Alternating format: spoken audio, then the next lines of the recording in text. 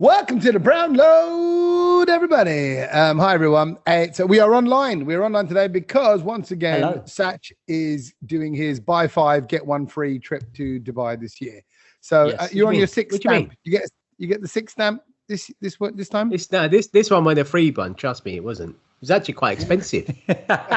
You know what? That was very expensive. You could just tell the way he started out. This one was not free. It was not free by any means. It's because I'll tell you why. I'm coming back just before a bank holiday weekend. So yeah, and it's half term. It's half term. Is it? Well, there you go. This is it. So May bank holiday.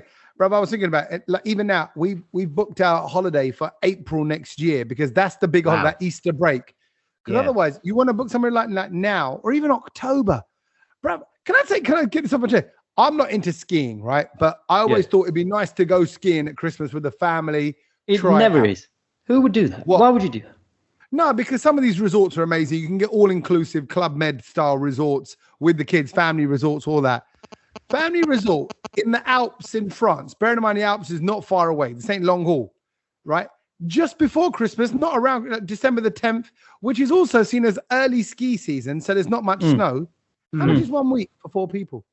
Very expensive. But skiing is not for apnea, bro. Skiing is for that level say that, bro. It is. It's changing. It is for apnea. I think a lot of apnea love skiing. No. It's like a newfound thing. Yeah, like it's like when Asians play golf. It's like that.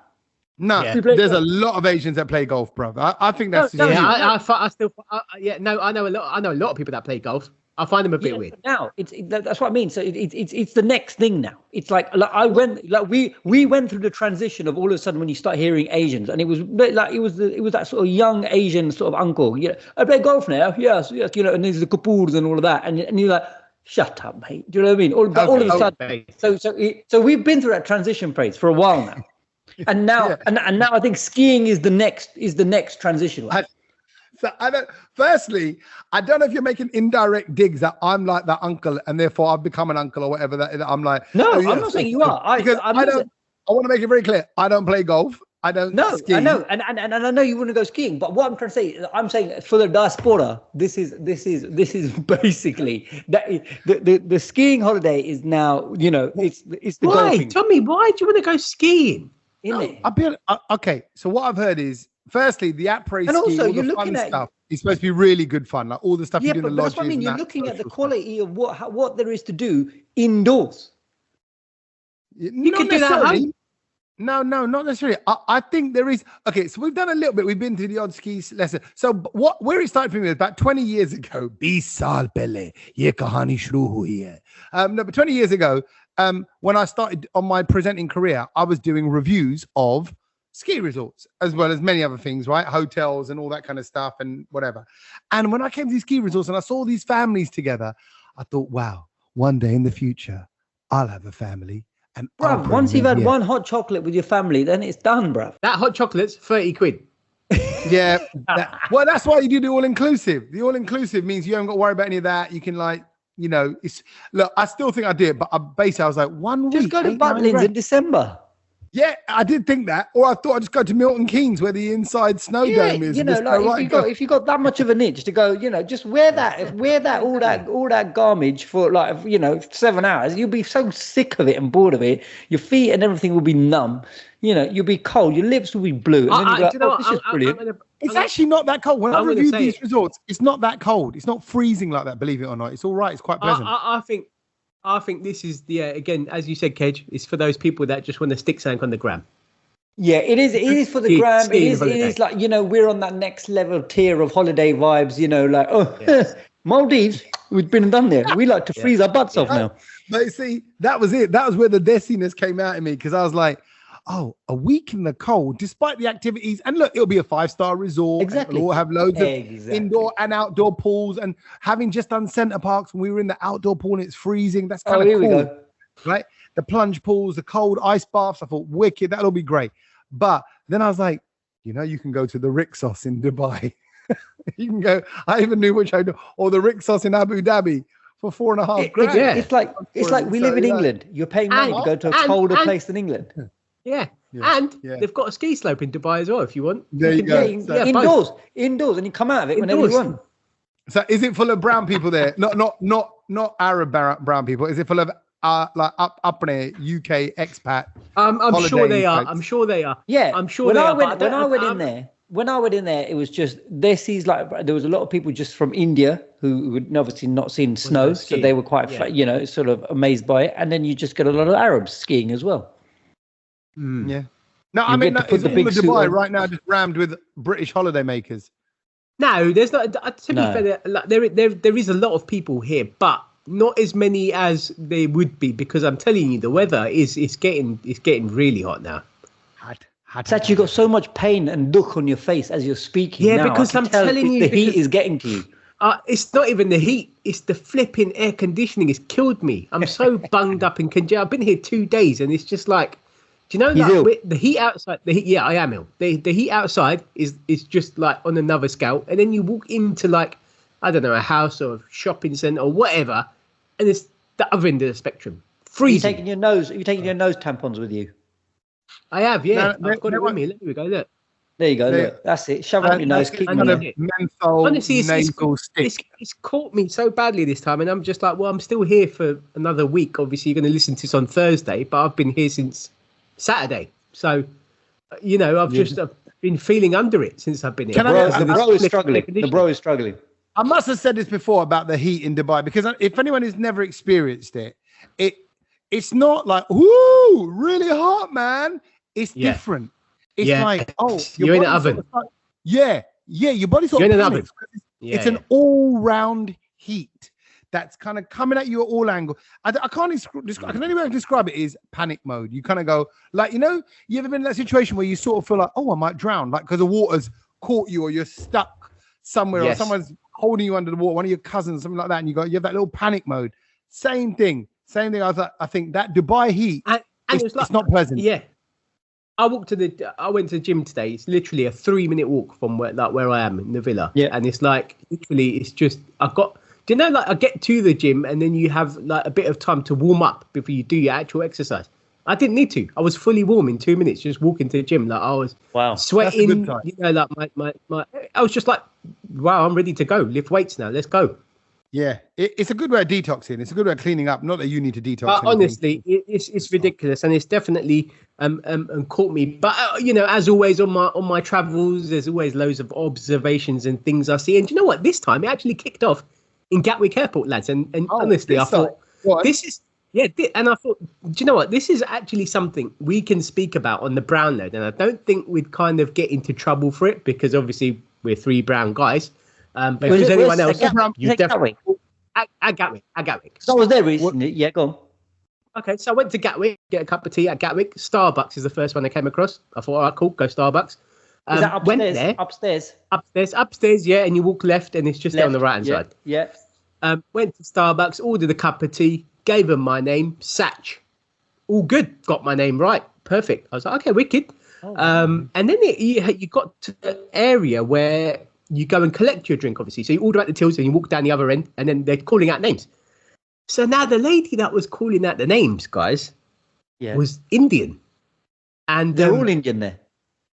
No, but like the guy serving me wasn't. There was a couple of other Indians. On my shift, there were 3 women.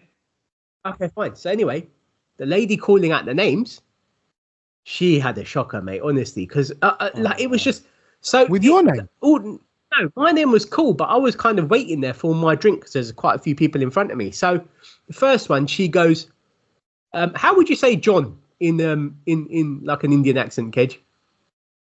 John. No, it was more. It was John. Joanne. It was like more Joanne.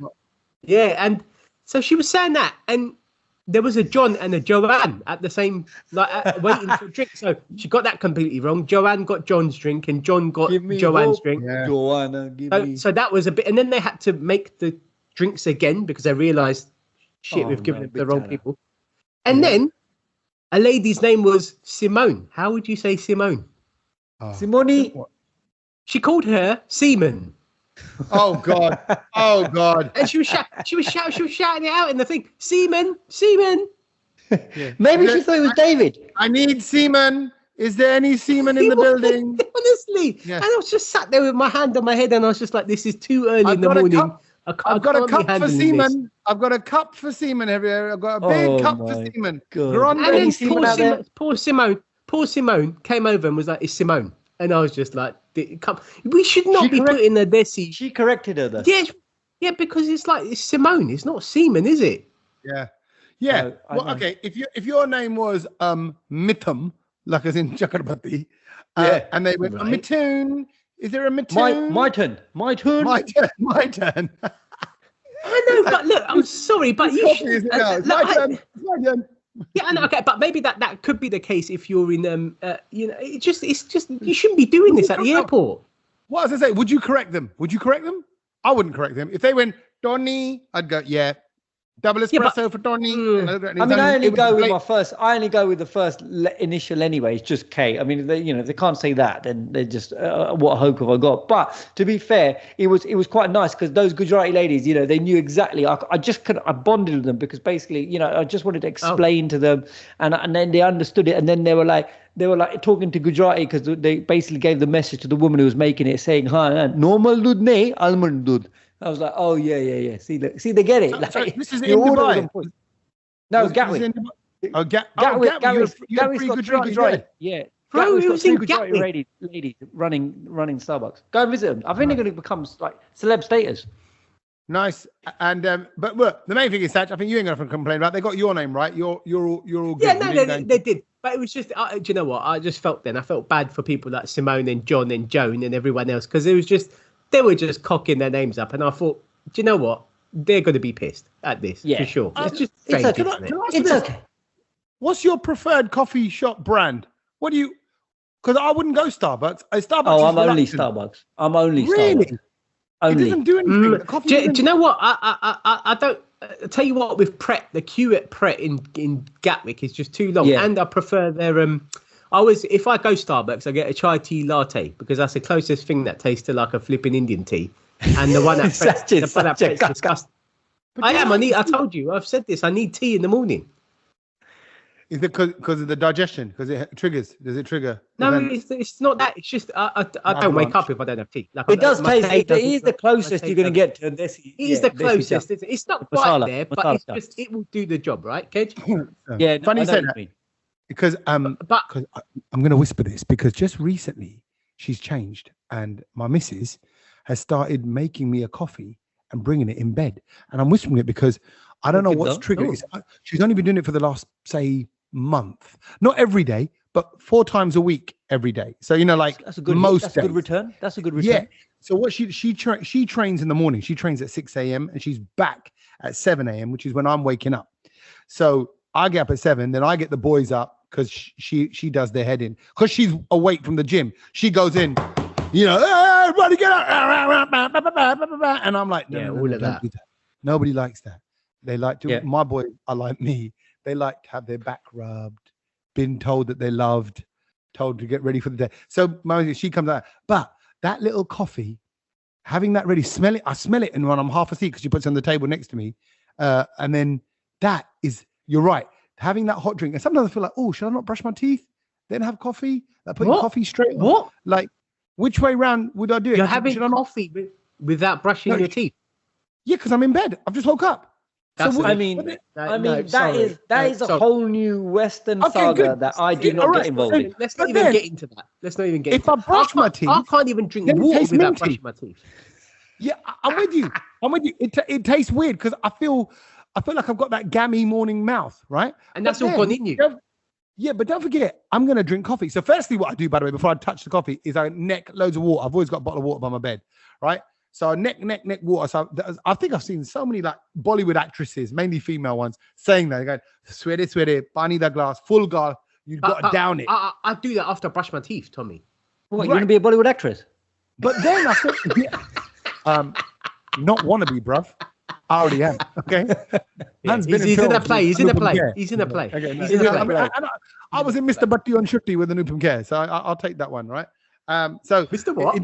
Yeah, exactly. No one heard of it, bruv. No one heard of it. Don't worry. Move on. Yeah. But my point is that's my kind of part of my early routine. No. Okay. Let me just clarify this because I thought if I brush my teeth and have the coffee, then I'm putting coffee all over my teeth. If I have the coffee, then I feel like I'm having the coffee in like nasty breath. Not that my breath is that nasty, but like nasty-ish breath, morning breath coffee. Like I'm drinking all that morning breath down. And I don't know if that's cool either. So you do it the other way around. You brush your teeth and then you put coffee stains all over it. No, you have to before anything goes. Like if I'm drinking anything, you have to brush your teeth first. Yeah, I think I'm with Sacked on that. I think that's a straight up Desi. That's a straight up Desi flex. So if you had breakfast in bed, if someone brought you a coffee, I wouldn't do breakfast in bed. I don't. No, if someone brought me breakfast in bed, like I'd be like, take that downstairs where it belongs on the flipping dining table. Yeah, there ain't no breakfast in bed. Are you dumb? No, exactly. See, that's interesting. No. I just think as we get older, you're becoming uncles. And talking of uncles, this weekend I was supporting Sukordula on her tour. She's got Sukordula, a stand-up comedian. She's got her tour out, a new tour, which is called The Auntie Years. And effectively, it's all about how she's turned into an auntie and she doesn't really know how. She's single. A little while ago, she was in her kind of late 20s and early 30s, and then boom, she's going to be 40. How did this happen? She's finding herself doing certain auntie things. And even me, I'm like, wake up. I like my coffee. I need my coffee before I go anywhere. Like I like to have the news on. I don't want to have conversation. So I'm becoming my dad. Definitely becoming my dad. My dad always had the news on. And I remember when I was young, I'd go, why? Why would you want I love the news in the morning. I love the news in the morning. Yeah, so do I. Oh. You don't care. I've had it on. I don't watch news. I've had it on since when I was at school. I loved it since then. Oh, see, Sad for Prime Minister. I didn't at school, but all of a sudden now it's like I want to know, and it's like everything's kind of relevant as you get older because you're becoming more uncle. Do you know what? I can't figure out when people say to me, I don't know what's happening in the world because I've not seen the news. I can't get that through my head. Honestly, I'm just I know what's happening in the world, but I don't watch. Yeah, no. I get that, Kedge. I know you get your news from other avenues, which is fine. Yes. But I know people that don't have no recollection of the news, full stop. And I think that's I have a friend like that. I'm like, how do you not know what's happening? Like, I don't know, for example, in the Middle East or something, or whatever in the world where there's been some massive issue or so. How do you not know that? It's all over the news. What I will say though, when you watch it too much though, it does do you nothing. It does. I know, like, but shut up. I think Tommy, you've got to take it with a bit of a pinch of salt as well. Like you've just got to know what's happening and just kind of you don't live in it. You know what I mean? Yeah. You just got to kind of take the headlines. But it's funny because you said that you're turning into your because obviously we were talking about last week about how you said that you're turning into your dad, and then like how you're rocking those slippers, the flip flops, which obviously I posted in our new WhatsApp group as well. I've got to mention that. Yes, we have a WhatsApp group. Tell people how they can be a part and they can follow us for extra stuff that goes on in the week that we just breaking news. The Brownload have a WhatsApp group and everyone can be a part of it. Yeah. And hopefully you won't get sacked as a result of it. If that, because we don't want you to join our WhatsApp group, which let's face it, we haven't got the best track record. But we promise you, it's all very wholesome and lovely there. And it always was, and it always will be. And it's a fun little place. So just slightly misunderstood. Yeah, it's more like exclusive behind the scenes kind of content that we would send to each other. And that's where BTS. And I obviously was on the train that morning and there was literally a kaka who had the same slippers as you. That photo is in the group, to which a lot of people replied with the vomiting emoji. I don't know why, Tommy, but there was one emoji of like on that photo. No, but didn't he have hadn't he kicked one shoe off? He had trainers he kicked one off when he was resting. No, he didn't have trainers on. He just took his foot out of one of the triples. He rested one. So one got full ventilation and the other one was getting like a little bit of just regular sandal ventilation. He put one crusty foot on the other crusty foot and rested it. First thing in the morning. Hedge being the guy that he is, took a photo for his bank. Yeah. I took a photo for the Brownload because that's what we would do. I would have taken the photo and sent it to you two. I know. I know it's not for the WhatsApp group, man. You'd have it all on your wall at home, like baby reindeer. You'd be like baby bear, baby jute, and you're just storing all these pictures, obsessed with people's toes. If you want to get onto it, by the way, if you want to join the group, all you got to do is head to our Instagram profile and you'll see the link. You can just click on that link. Kedge, you've just put everyone off it because you said there's a person's foot, picture of someone's feet in the group. There is that, but there's some other good content as well. That, you know, Tommy's posted. Tell us about the good stuff. Tell us the good Tommy's stuff. posted a couple of good videos when he's been out and about and what he's been doing. There was a dilemma, what to do with his rubbish. I thought, you know, you also are going to get exclusive preview to a bit of the Brownload content that maybe Instagram gets a day later. So, you know, you would see it first. The thing is, the bit of feedback we've had quite a few sort of feedback on the WhatsApp group is that why can't we type a message? What can't they type? People, we've started been able to see their messages, Yeah, but that's not the whole point of it. This is just so we can post content and you guys can react. I mean, can you imagine if it was a free-for-all Royal Rumble WhatsApp with all of the people listening to the podcast? That'd be absolute disaster. We would be getting battered. No, not only that. And before you know it, you'd be in full Gund mode like that. Yeah. It'd be because I know. Look, I see it in the comedy clubs, right? It's the only groups of guys that come to the comedy night are ones that listen to the Brownload. Other than that, it's couples and it's mainly women that come to my comedy nights that I'm doing, my own personal one. So when I see those groups go, oh, we love the Brownload. And I'm thinking about those guys right now. And I'm thinking about them being in our WhatsApp group. And I'm thinking about the kind of things that they would send. Bruv, it's different now. We work for ourselves, but we would end up getting sacked. I'd have to sack myself. I'd have to go, look, I've been sent something. It's so disgusting. I'm sacking You'd have to flag it to HR. You know what?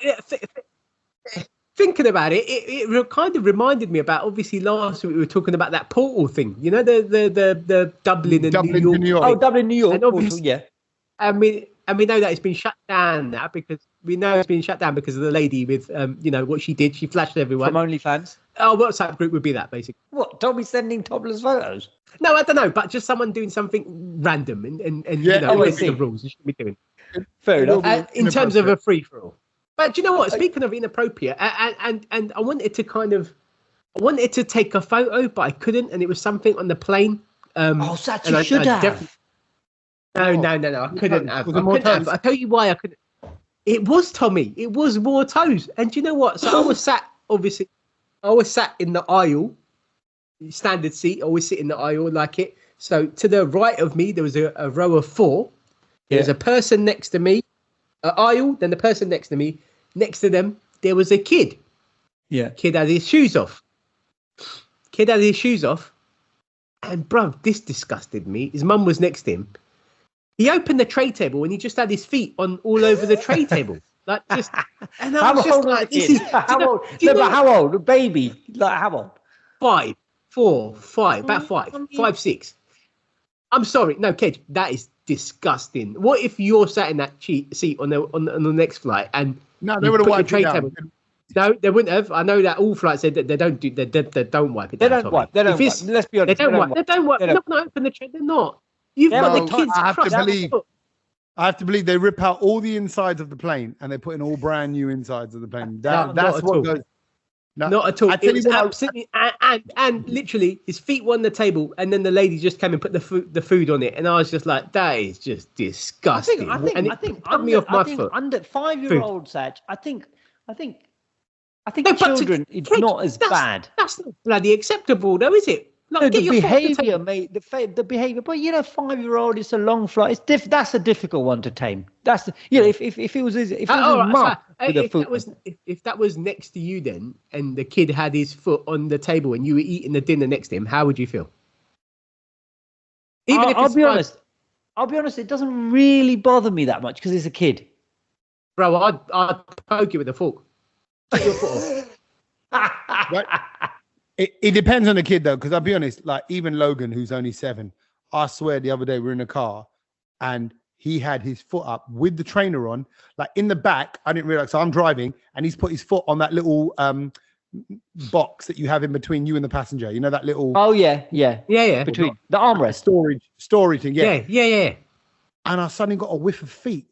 I'm going, what is that? Oh, see what I mean? Yeah. See what I mean? In my blind spot. It's in my blind spot over my left. But it's that distinct. And I looked, I went, Nose. I said, is that your foot? I was and he's like, what? Oblivious to it, right? Yeah. And I said, it is. I went, oh my God, I can smell it through the shoe. Like, what is going on in there? You know, and that's my own child. And I'll be honest, I wipe his chitter. I used to wipe his chitter and Logan's, Milo's as well. And that never put me off. The smell of this foot was right. You're right. I think a foot smell sometimes is worse than a dirty smell because you be like, it's just that it's foot. I'll tell you what, I whiffed the other day. I was in the gym. I had a wicked gym session yesterday. I went to the David Lloyd in Birmingham, and because I was up there for the show. Got a little cheeky free pass, right? Enjoyed it. But these guys were on a tour, and like a tour of the gym. And I said it because you know, there's someone walking them around. Induction day. And Induction day. No, or even like a sales day. Something like sales day. So they were dressed in clothes, but they walked past me, and they were dressed in clothes. You know what I mean? Jeans, not gym in David Lloyd. Yeah, swinging around. That's how I roll. And they go they smell of what I can only describe as. Do you know that smell of old water when like towels have been left damp? Oh, that little. My housemates have towels like that, like damp university. Smell. Yeah, it's just like it's just old water. It's just been sitting. The word, the only word I think I said this on the podcast before. I know in Punjabi is behi. Behi ji smell on the behi. Fikku is the Gujarati word. Stale. What is it? Fikku. Yeah, I think of that. Yeah, right. So and as they went past, I got the waft of that, and I'm like, that's what they smell like in normal clothes, not in gym gear, not having had a workout. It's just a rankness. So can we just talk about that smell? Sorry, that smell, right? Which is basically because you haven't dried your clothes properly and they've been damp. Time. Yeah. Or you've left it in your washing machine for a long time and then they've got that smell, but then you still put it out to dry. Like that smell is so pungent. It literally, I can feel it going up my nostrils. Yeah. Now, what is the procedure that from drying that and you not smelling it to then putting it on the next day and still not smelling it as it surrounds your neck and it's the constant waft going up your nose? How does that work? I tell you why. It's because they don't clean themselves and they stink of that as well. So it's like, if you're going to put something smelly on something smelly, it don't make a difference. Yeah, it's horrific. It's like literally, it's like the air conditioning, right? So Satch isn't well out in Dubai because he's not accustomed to it. The others have got accustomed to it, right? So they're like, yep, this is what goes on. These things are on our body and our body just does adjust. This one did. That smelliness is my first observation. Actually, I got two other observations from the gym yesterday because when you're in a different gym, you're looking around a lot, right? And this was the David Lloyd. I think it was sort of somewhere near, I want to say Dudley, but I might be wrong. Might be Great Bar. If anyone knows that one, I think it's around that way. Anyway, the other observation was I was in the changing room. There's a guy there, and it's always the way when you ever see dads with their kids, then you suddenly start missing your own kids, and you're like, oh man, I should spend more time with them. Like, look at that. His dad's brought his kid to the gym. They're going to have a little splash around in the pool together. They have the little kind of quality dad and son time. And there was an outdoor pool as well. I was in that. Lovely. Sun shining. Lovely. Beautiful. Did a few lamps there. And there's all loads of kids out and about and people, families and stuff. I was like, this is nice. But I just enjoyed it to myself, right? My point is, in the changing room, this dad did something that I don't think my dad would have ever done. Like, it just wouldn't even be on his radar. This level of kind of care and thoughtfulness. My dad was busy. We're working. Yeah, me and my dad went to the park together. We played sport together. He taught me how to ride a bike. He did all the dad things. But I saw this dad yesterday, 2 days ago, in the gym, in the changing rooms, with a hairdryer, holding his son's Crocs, drying the Crocs from the inside. So they're nice and warm. That is nice. But I looked, I was like, that's nice. And I thought, I do that. When I iron the kids' shirts, I put it on I iron the back bit last so that when they put the shirt on, that heat goes on their back and they like that. They're like, ooh, it's warm. Or you put their pajamas on the radiator when they come out the shower. They're like, ooh, that's nice. Those are the little treats, the little touches. But no way would my dad have done that. 1,000%. No way would my dad's dad have done that. My dad, hope my dad doesn't mind me sharing this little bit of detail. My dad said he remembers the boat trip over to the UK, right? He was he's about 6, I think he was about the time, right? And he says, Tommy, he goes, I was on that boat for 2 weeks. He goes, my dad never really spoke to me once. He'd go, right, you eating? He'd be like checking him out. You eating? Yeah, cool. All right, cool. You can go play. Go do your thing. He goes, I was left to it. It was a different style of parenting, wasn't it? Now we're all around the kids all the time and all that. So it was that was my second observation. So I thought, would anyone's dad do that? Kind of be drying. My dad did. But the other thing was, Your dad did? My dad did. See, you know what? As I said it, both of you, can I be honest? You both got sweet dads, and I know you have. I know both your dads. My dad would say like that as well. Yeah. He would. My dad used to have. This, I remember this very well. When we'd come out of the shower in the morning, and I'm talking about when we were like 6, 7, he would. You and your brother. He would have like a little fan heater on in the bedroom, so that we could stand in front of it and get changed, so you wouldn't get cold. I mean, it's next. And like you know, the shirt would be on the radiator. Yeah, but my dad was a bit extra like that. Yeah, very extra. No, that's nice though. See, and you know, and so like even like I said about earlier on, I wake up my kids. Like I wake them up night. I like sort of mollycoddling that. I don't know what it is. It's just I just feel like it wasn't like that. I used to hate it with my sister Pam. Tommy, that's a good thing. Pam used to come into the room and pull the duvet off and go, "Mum said get up," and walks out. I'm like, that's so cold. I hate that. When someone pulls the duvet off me, literally, I can't think of a worse way to wake me up. If you did that, literally, we're getting to hate territory. But the final observation was this. What? I'm in the changing rooms, and I went, which way is it to the outdoor pool? Because I knew there was. I saw it.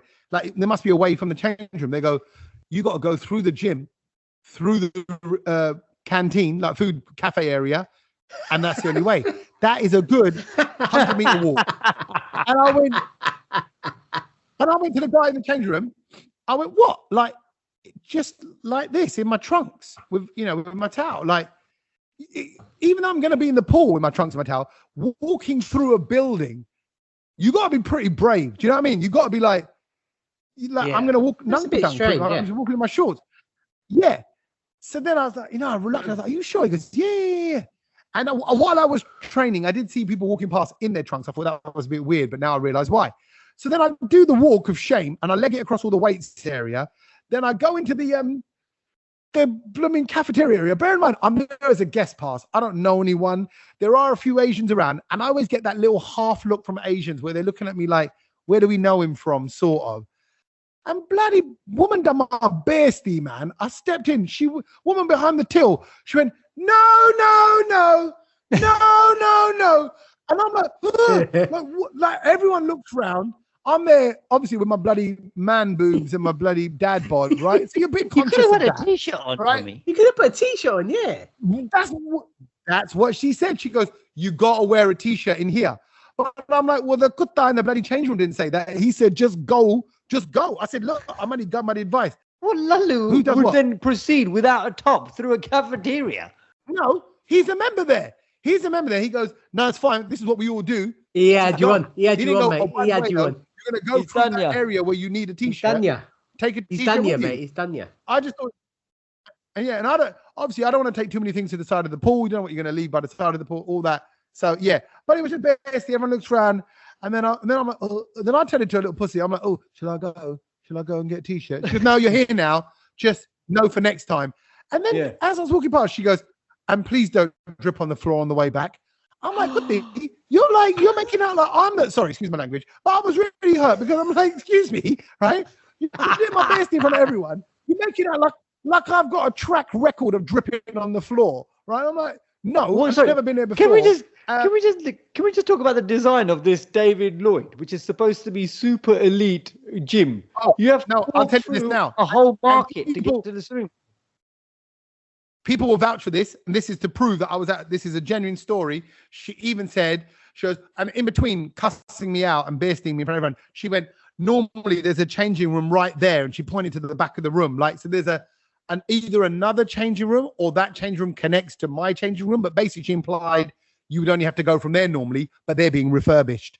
So that's why you got to do the big walk of shame. But I'm just saying, it was a walk of shame meets the fact that I was new, meets the fact that she called me out in front of everyone. It's just hilarious. It's just bitch. I don't mind the attention, but not that attention. You know, I don't want that. Tommy, but that was a bit. That was. Do you know what? This reminds me of you and your that party you went to with your socks off. You come on. At one point, you should just be like, I'm going to put my T-shirt on and I'm going to go out, and then when I get to the pool, I can take my T-shirt off and just put it on at the side of the bench or something like that. I'll be honest. Why did that slip your mind? I didn't even think of that. It didn't go into. I mean, I've never been in a situation. where I've got to get to a pool via, 300 people. I never had that situation. I go straight to the pool. Well, Anyway, you obviously didn't want the attention, but you know me, I do love the attention, and I have done something. I don't really, but a little bit. I have done something which I think you guys will be proud of this week, and I thought I won't tell you in the group or anything like that, but I'll share it with you because I wanted to just sort of share it with you guys in person, and that was that I applied for a new job. Hey, well done. What like? Yep. What part? You like it where you are at that place? Yeah, no, of course I would. But if I get this job, I would have to leave my current job. I might have to leave this country as well because it's abroad. Oh, nice. Yeah. Immigration? No. You border patrol? I would put it this way. I would never be questioned as much if I got this job going through borders because it would involve. Kitch, hang on a minute. I'm going to stop you there. There's no way you out of the three of us, you'd be the last person to leave the UK. Yeah, I agree. Well, you don't know what this job is yet. So, flight attendant. No.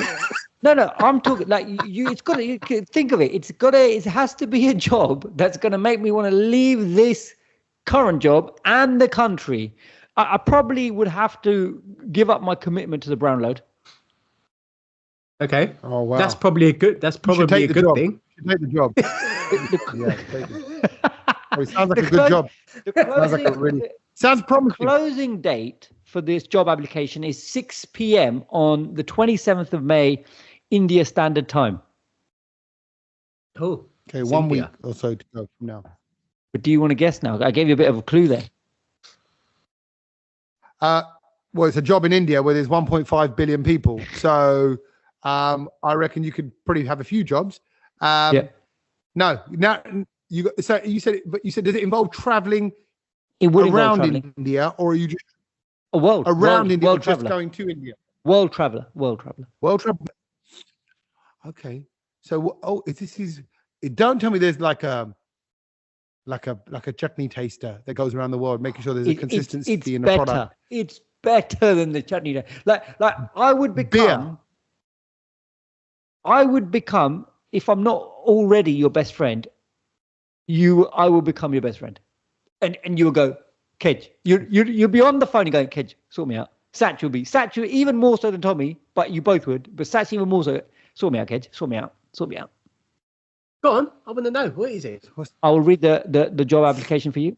The Board of Control for Cricket in India invites applications for the position of head coach for the senior men's team. No way.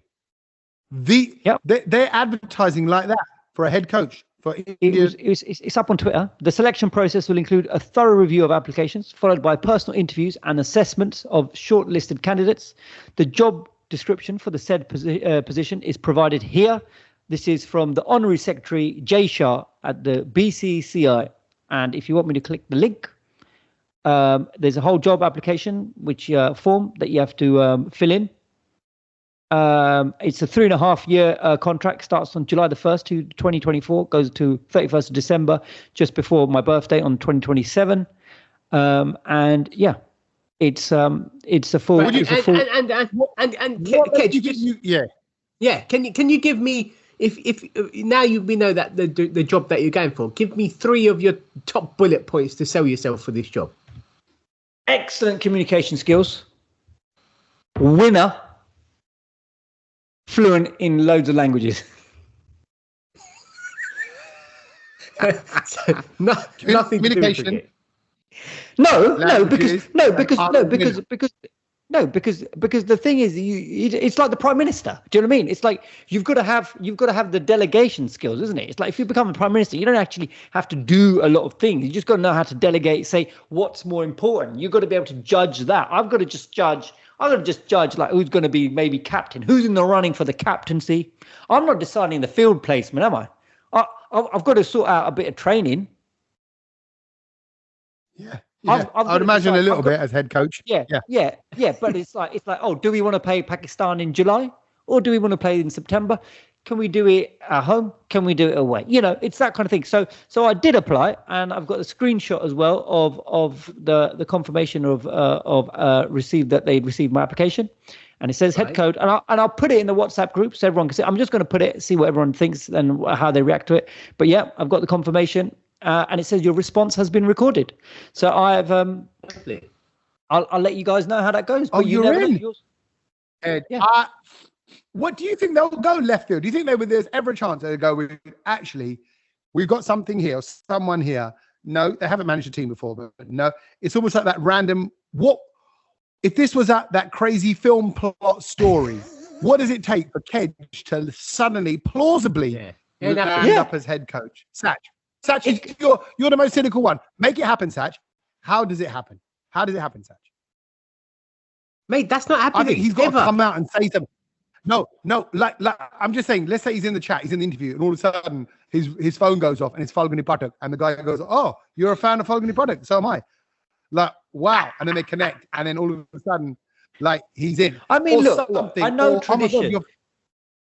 I know about tradition. I know about the food. You know me, like, you know, breathing techniques, yoga, marathon runner, extreme athlete.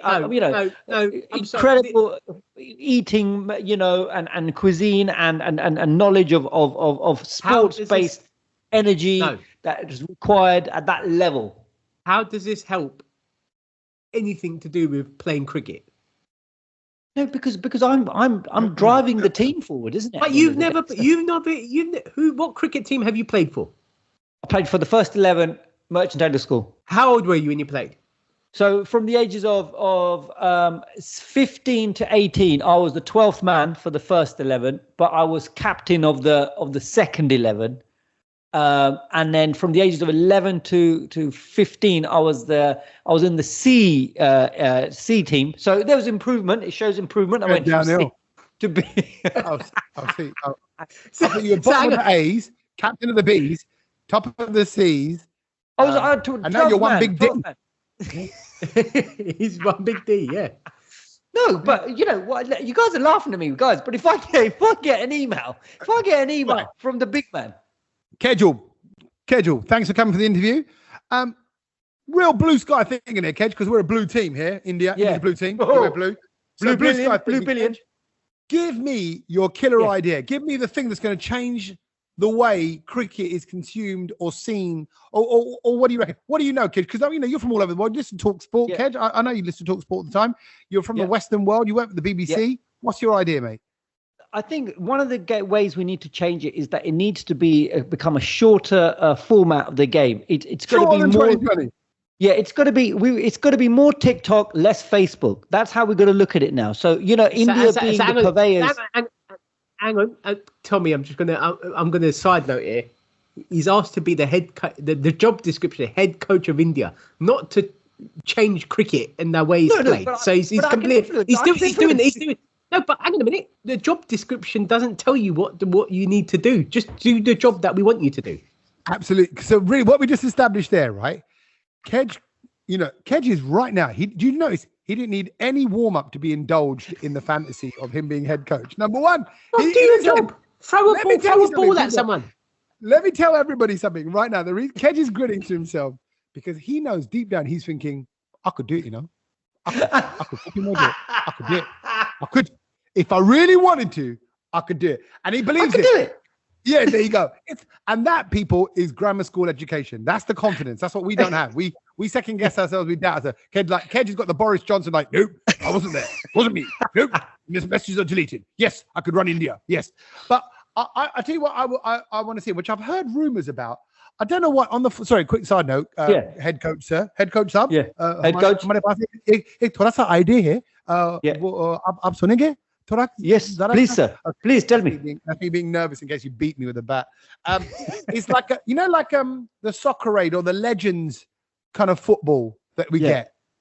Well, why don't they do big proper exhibition tournaments where like they're going to pull out, ex-England champions, ex-India champions. I don't know who. What, cricket players? Yeah, you pull out Yuvraj Singh. That's a great idea. Maybe I could take that. I might put that Tommy. again, you've missed the job description. How has this got anything to do with the head coach of the Indian team? Sorry. What? Well done. Thank you, Zach. And that's the point I was going to make. That we already gave him a massive job title, right? We gave him a massive job as head coach, and he turned that massive job title into an even more massive job. Like, I'll change the whole game format. Like, that's not your job. I'm ready to do whatever you want. I'm ready. Look, at the end of the day, I need to build a team so I can, I'd get Sachin there as the batting coach. No, I don't want to be in your team because I know nothing about it. Not you, Sachin Tendulkar, Lalu. What am I going to do with you? Yeah, I don't want you. That's what I mean. What do you want me for? I'll come and play some tunes or something. I don't know. What do you want me to do? Yeah, I'll get you. Tommy, I'd get you in as the Indian coach, the head of the comedy circuit. Yeah, I'll get you as the hype man, maybe to do the not necessarily the speech, but pre-match speech, but I'd get you to do the sort of just easing them in, and just keeping the vibes cool. Satch, I'd get you as the chief DJ selector for all of the IPL games and for the dressing room as well. So I'd take you guys. I wouldn't forget you guys. Let's all pray together that maybe Kedge gets in the running, at least gets there to the final 6. I'd love for you to be shortlisted. Just honestly, start thinking properly, not in your Kedge nonsense way. Start thinking probably about some real kind of maverick strategies, doing some stuff that training really kind of bold. Yeah, and you never know. You just thank you, Tommy, for your support. Thank you. You're in the mix, bro. You're in the mix. People will laugh like Satch, but I'm in the mix. If you don't apply, you don't get it. No, I hope you do get it, Kedge. I hope you get it. But someone who is going to get it is going to get their moment on the brown load of their brown load fame. Oh yeah, is Assad. Assad. Come on, we're in England, bro. Assad would be the name. Yeah. Assad is what his mates call him at school. Assad, possible, bro, possible. Yeah. Assad boy. Huh? Assad boy. What do you mean? That's what they probably might have called him at school. Nah, see, that's so crap, bruv. That's so crap that I'm going to just forget that you said that. I had a mate. Assad boy. I had a mate. No. Yeah, hang on, Tommy. That is an uncle joke. No. That is a private school joke. Yeah. No, it's not. Yeah, supposedly. No, I'm sorry. If you said that in our NHS school, you'd probably get beaten up. Yeah. I think a rubbish joke. I think private schools are cleverer than that. Actually, when they do jokes, it's quite layered and it's kind of like, oh, we call him this because he walks like that. And it's quite clever. But he just went, a sad boy. He did it. He didn't do a private school joke. He did an Ilford joke, bro. That's kind of my little dude. Oh my God. Right. Anyway, Assad, he goes, hi guys, it's Assad here. I bloody love the podcast. Is how he starts off. He goes, I bloody love the podcast. I've got to say, been listening for around 2 years. It's quite a long email, but listen to how lovely this is, man. I wanted to big this up because you don't realize this makes our day, right? Makes our day when we read things like this. Been listening for around 2 years now, and I look forward to Thursdays. With my current job, I'm always traveling, so I'm not always able to listen to you guys. But when I do, it's a joy. Kedge, you absolutely killed me off with the way you said flat iron. Do you remember how you said a flat iron building? Oh, yeah, I made it French. What do you say? Flatiron. And I was like, Kedge is flat iron. He went, oh, is he? The episode about the pudding and crisps had me crying in tears. It's funny. Oh, look at this. He goes, it's funny because I'm 24 and you guys are older than me, but he goes, I feel like I'm one of the boys. There you go. You've made my day now. I feel like a 24-year-old always. I'm not going to lie. I'm with Satch and Tommy on when Kedge is talking about what he watched and all that Star Wars malarkey. He's got no time for any of that. But he does love the podcast. He says, I really want to come to a DJ night with Satch DJing. I promise I won't come up to you, Satch. Or maybe I will, because I know what he's like. Tommy, I also need to come to a comedy night. Blah, blah, blah. Kedge, I'd love to see you flare your nostrils. Wonderful. Great stuff. Assad from Newcastle. He didn't say that. It is just because when Kedge is lying. Kedge is lying or exaggerating or just talking, his nostrils start to flap. Yes. It's when he's getting creative. True. But big up all this propaganda. Newcastle. Lovely, really, really lovely. Well done, and if you want to have a message, just well done. Our email address is no longer Assad. He's changed his name. Happy. Brilliant. Keep him coming, Kedge. Keep him coming. Right? Tommy, just don't say anything. Don't say anything. No, I'm not. I was just going to say hello@thebrownload.com. That's our email address, or you can just DM us on Instagram. It's the quickest way. Just drop us a little message. I've got big up as well. And we should big these lot up because they took part in our fantasy football league. Oh, do you remember that thing? Yes.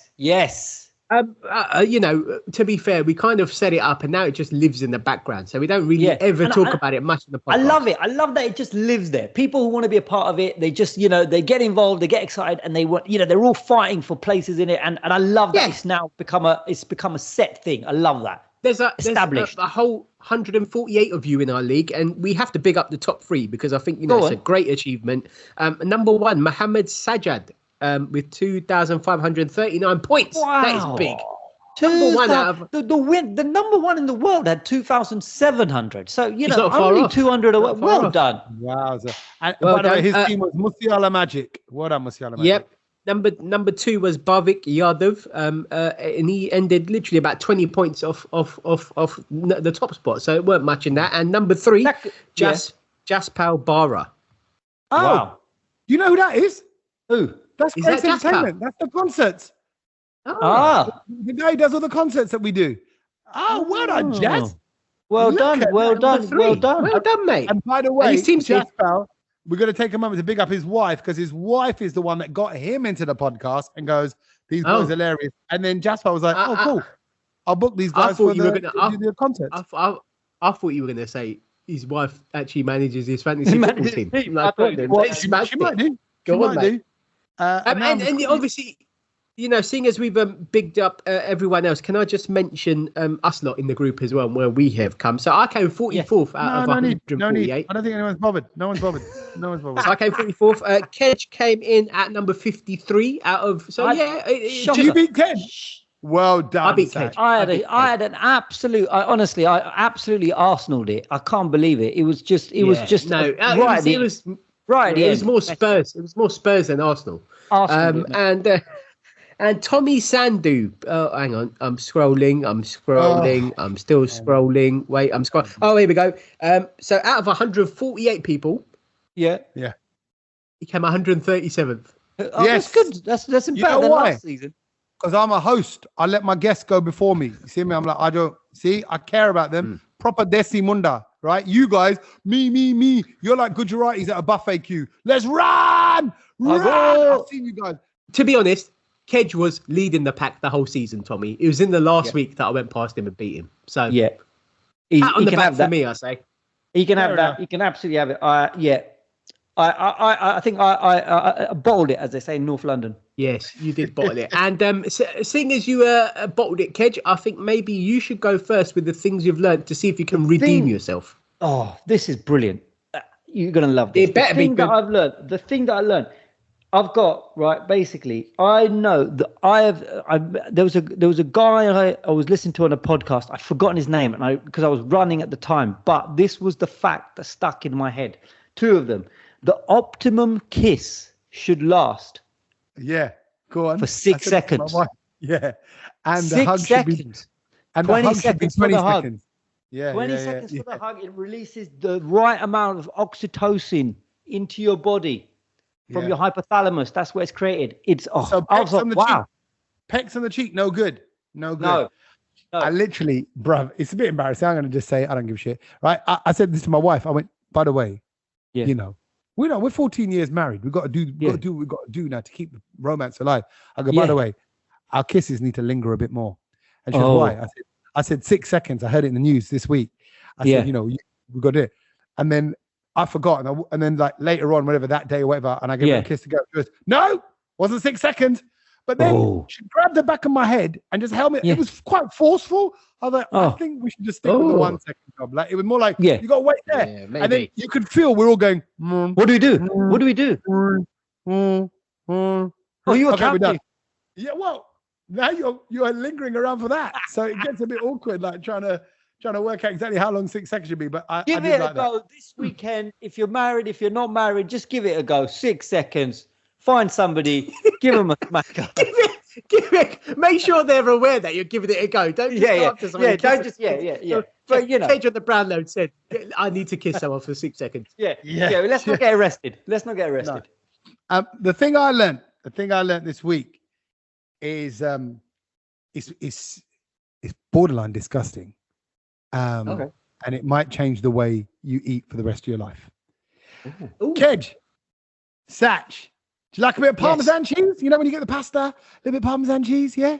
Oh, Like Parmesan? I used to, but I've been off it. I've not been entertaining it for the last few months now.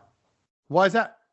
Why is that? Because Something about it, and I've noticed that it doesn't sit right in my gut. And I've, because you know me, I'm always experimenting with things, what works, what doesn't, and I've noticed I've basically seen it. Hang on a minute. Where are you putting the cheese? Yeah. You get some stinky cheese, and then you go some really Yeah. It's so go on, hit me. Go on. How is it made? First part of the fact is that Parmesan is actually a protected cheese. So the Parmesan cheese that you get, the little shavings of Parmesan you get on your pasta and pizza, it's a protected cheese, and under Italian and European law, the name is protected as a protected designation of origin. A bit like champagne, like champagne because it's from the region of Champagne. Parmesan. Yeah. Parmesan, Parmigiano, that Parmigiano Yeah. Reggiano, that one, that is all protected. So Yeah, firstly, that's one fact. Okay, cool. So it's a big deal, Parmesan, is what I'm getting to. But here's this. Most cheeses and Parmesan is a combination of milk and salt, right? Most cheeses are just milk, churned salt, right?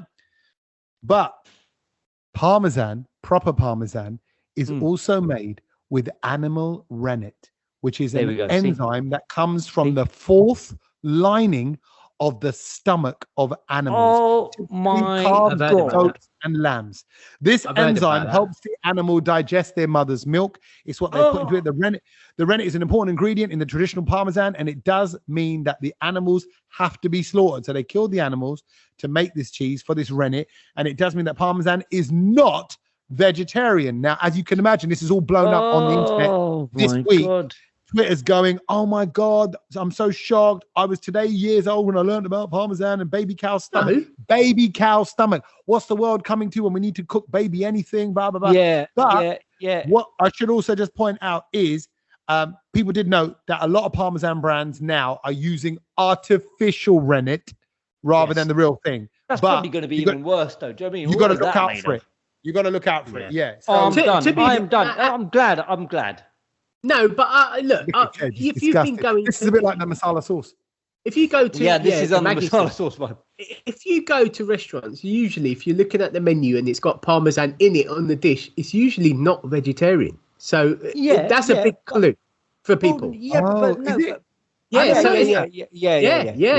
that's been there for years, and I've noticed that from years ago. And I was like, okay, so there's clearly some sort of animal product in this, even though the dish is vegetarian. The cheese is not vegetarian. Exactly. Which is strange because you think cheese would be not vegan, obviously, but vegetarian. You go, of course it is. This is milk and thingy. But that's a good one. Oh my God, we are going to get a reaction to this.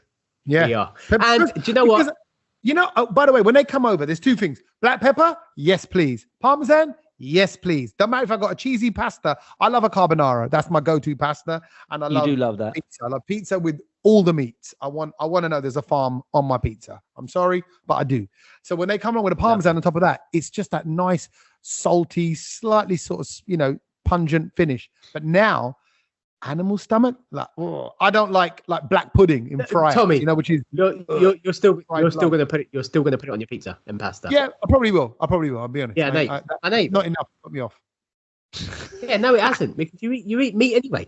The thing I learned, and Tommy, I like how we've kind of come together this week, because mine's about. It's nice when that happens, isn't it, Satch? When we come together. Yeah. What's it called? Juxtaposition. Oh yeah, that's juxtaposition. No. It depends what position you like, Satch. Yeah, I do anyway. The thing I learned this week is also about cheese. Oh. Cool. And if you love cheese, you are actually called a churrophile.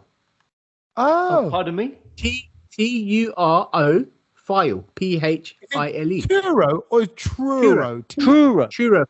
Churrophile. Spell it again. Churrophile. T-U-R-O P-H-I-L-E. Churrophile. I wonder where the etymology of that word, churro. Where does churro come from? Tommy's a churrophile. Kedge is a churrophile. No, I'm not. I'm anti. No, you like other cheeses though. I'm not really, you know. No, No. It's becoming less and less. I'll be honest with you. I've said this before on the podcast. As I'm getting older, and particularly since COVID and all that, there's certain foods that don't agree anymore. Red meat just doesn't really agree with me. I know I've got to cut back. I've already cut back, but I know I'm probably going to eliminate it soon. My dad's even said the same because as he's got older, he stopped eating red meat as well. Cheeses don't agree. Some breads don't agree. And I'm like, and obviously I've cut back massively on my drinking. I'm drinking just like a handful of times a year. So virtually not drinking. Can't eat cheese. Can't eat red meat. I'm like, what is going on? I might as well go live in a bloody mountain and be a monk because come and live with me. Is going. Can't do anything. But that's the thing I learned. Turophile. Cheese love. Interesting. Parmesan cheese is not vegetarian, and Kedge is going to be captain of India. Stop eating cheese. Stop eating cheese. That's what we learned. Stop eating cheese and just kiss. For 6 seconds. 6 seconds. In fact, demand that now. If you listen to the podcast, say, hey, listen to your other half. We need to kiss for 6 seconds. You're either going to get a look that goes, shut up, or you're going to get a look that goes, okay then. So what's the worst that can happen? Give it a go. Until next week, we'll catch you then, boys. Laters. Laters. Laters.